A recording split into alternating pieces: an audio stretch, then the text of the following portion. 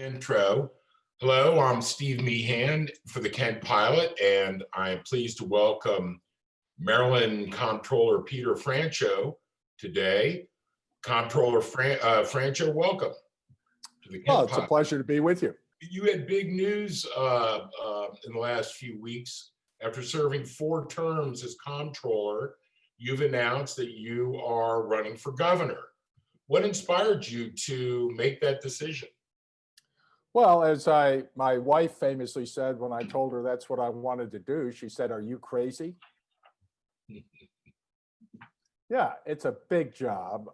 I will have been comptroller now 16 years for the public in Maryland. I'm very honored and privileged to have had that position, but I've done everything I can to make the Comptroller's Agency the #1 tax administration agency in the country. We are recognized for our customer service. I've told every employee, we have 1,150. You have to respect the taxpayers, respond to the taxpayer, get results for the taxpayer, and then I wait a few beats and I say, and you have to answer the darn phone. So we answer 800,000 phone calls a year. Within 30 seconds, we have a live, friendly, professional, trained voice employee on the phone, and people appreciate that. I am running for governor because I want to do with the state of Maryland what I did with the Comptroller's Agency. Bring it into the 21st century, make it a go-to state, make it a remarkable, innovative, entrepreneurial beacon for freedom and liberty and happiness all around the country. I want young people saying, gosh, why don't we go to Maryland? Sounds like they're really doing something interesting there. What is that going to be? Well, we're going to put out a bunch of position papers in January, February, and March when the legislature's in session and we can't fundraise, but we have a full statewide campaign up and running. We've announced, I'm all in. People are announcing or want to run for my job as comptroller because it's such a cool thing that we've turned it from a kind of sleepy agency into a juggernaut. So God bless all of them who want to be comptroller. I want to be governor. I believe I will be because I get a record number of votes whenever I run statewide. And, Democrats, my party, have lost 3 of the last 5 gubernatorial elections because we're not connecting with the voters on key issues that matter to them. I think my combination of fiscal moderation and social compassion is just what the people of the state want. But thank you for mentioning that. I didn't realize I was going to get to give myself a little campaign promotion here, but God bless you. Well, and let's be honest about this. You having gone from the House of Delegates to comptroller, you have made outreach a critical part of your whole operation. Your personal outreach to across the state. I've visited every zip code in the state. I've handed out, I've visited more than 8,000 small businesses personally and given them medallions and given them proclamations, thanking them for their entrepreneurship and innovation. And, without small businesses in Maryland, we don't have tax revenue sufficient to support education and healthcare and transportation. So I'm always out there, and it's impossible to replicate that. I can promise you I've hit every pothole in the state. But it's very time consuming, but I find it although I didn't plan it this way, I've found it to be enormously helpful as far as my popularity, because let's be honest, I'm the tax collector, so I'm not supposed to be popular, but it turns out that I am. I think because of the outreach. Let's turn to a real financial problem for the state. It's a health problem. 2020 has been probably the most difficult year in the history of Maryland with the impact of COVID-19.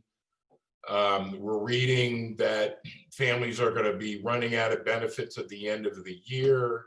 2/3 of Americans are living paycheck to paycheck. Give us an outlook of what you see once we're through the new year or getting into the new year. What are you seeing as an outlook for the state? Well, let me just first give the sense of what happened during the summer. The first stimulus plan passed by the Congress was enormously stabilizing to the state's economy.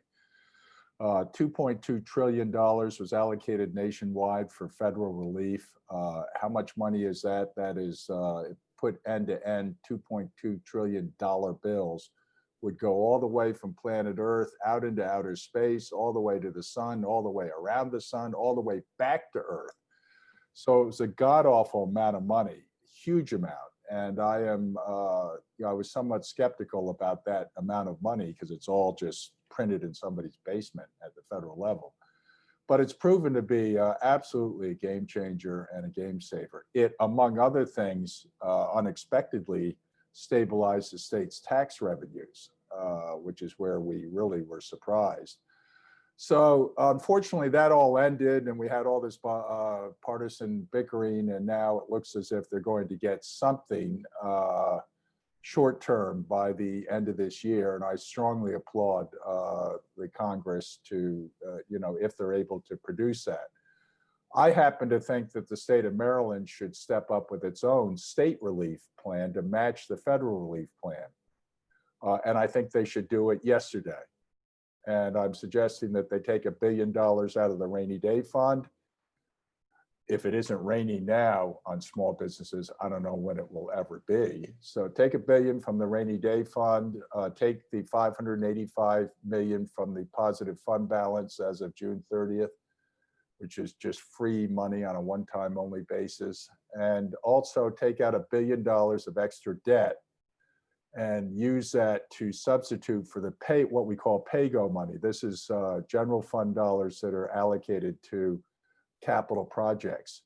Instead, we should get $1 billion of new debt and take out the $1 billion in pay-go dollars and use that immediately in small business grants, grants to people that can't pay their rent, grants to folks that have no food.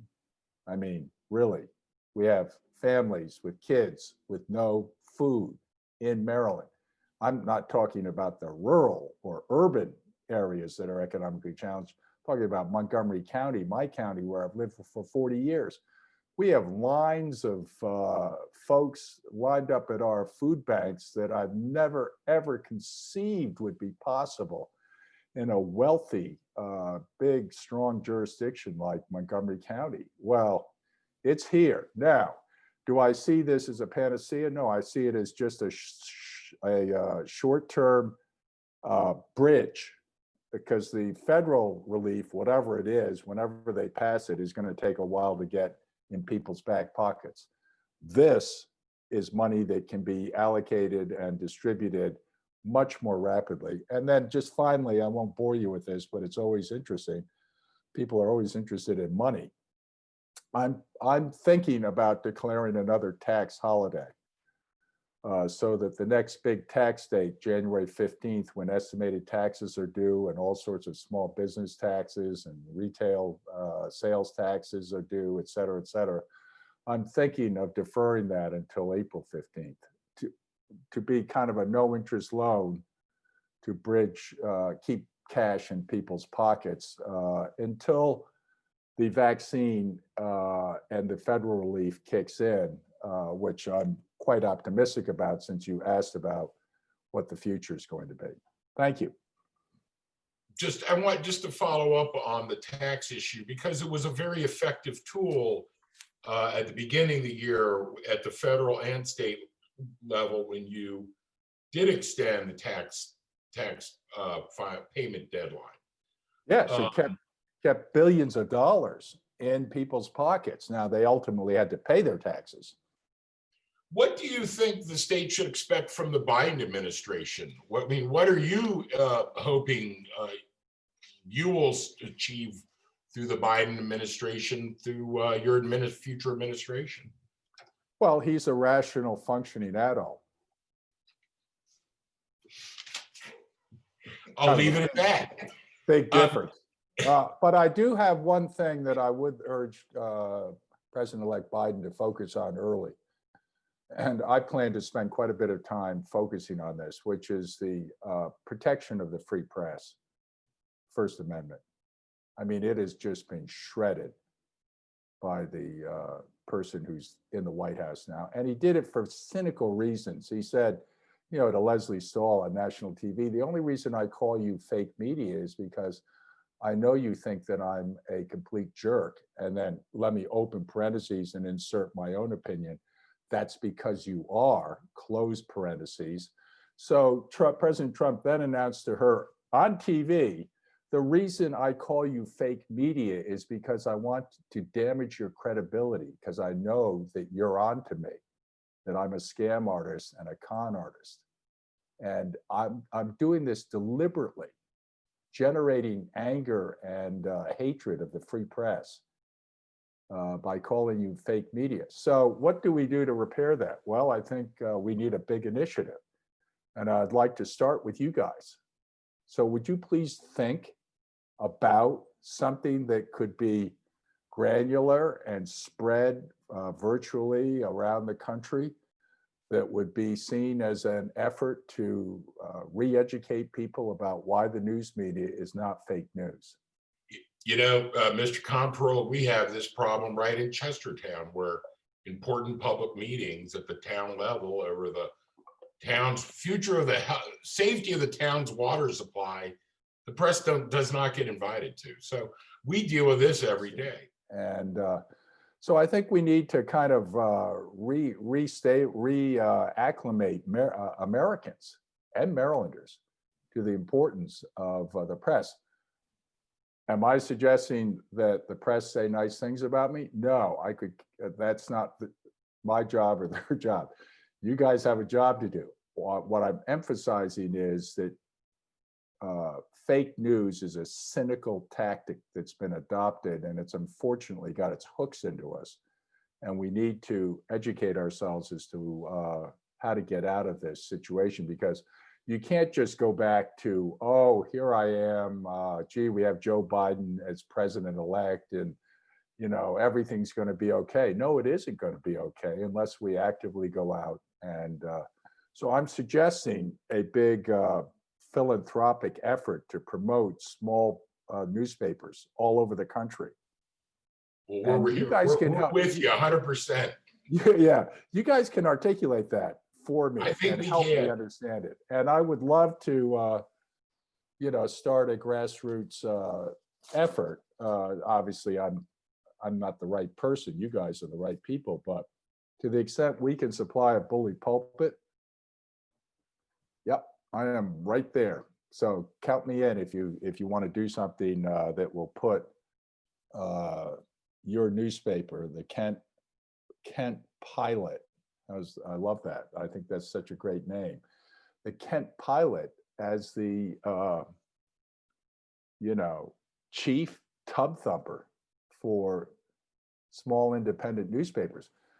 And really what I'm talking about is the New York Times and the Boston Globe and the Baltimore Sun and all those big papers that are getting savaged also because of the hedge funds and other entities that are circling them. So let me know if you have any ideas. I'd love to be part of your effort. Well, I appreciate that. As we close, former United States Senator Paul Sarbanes died this weekend. He was a leader in Maryland politics for almost 50 years. What are your thoughts on his passing? A nicer man never lived on planet Earth. Paul Sarbanes was just one of the genuine fine people that you will ever meet in any profession or any scope of life. So I feel badly for his family that he passed away, but he passed away as an iconic, revered person. And I personally know of this because my son, who is about 36, I think now, he's in finance and he's, you know, business school grad and all this kind of stuff. Makes more money in a month than I make in a year. Paul Sarbanes, for some reason, took a shine to him. You know, Nick was years ago with me at some campaign events that overlapped with Senator Sarbanes. And he stayed, every time he saw my son anywhere, he always pulled him aside and asked him how he was doing. And what's going on. And Senator Sarbanes was genuinely interested in my son's career, more so, even more so than I at some point, I think. And, you know, for me, that made a big impression. It was totally private, and there was nothing public about it, but we'll miss him. My condolences go out to his family. His Congressman Sarbanes, his son, is a fabulous advocate, but so is Michael, his other son. I'm not sure what his daughter Janet does, but I'm sure she's doing something in the public arena or public service. It's just the legacy, and he comes from the shore. He lived in Salisbury. Sure. Grew Family up is in still Salisbury. there. Yeah, so Jimmy, the brother, you mean that where you Tony. stop? Tony, Tony, yeah. can you stop at the restaurant?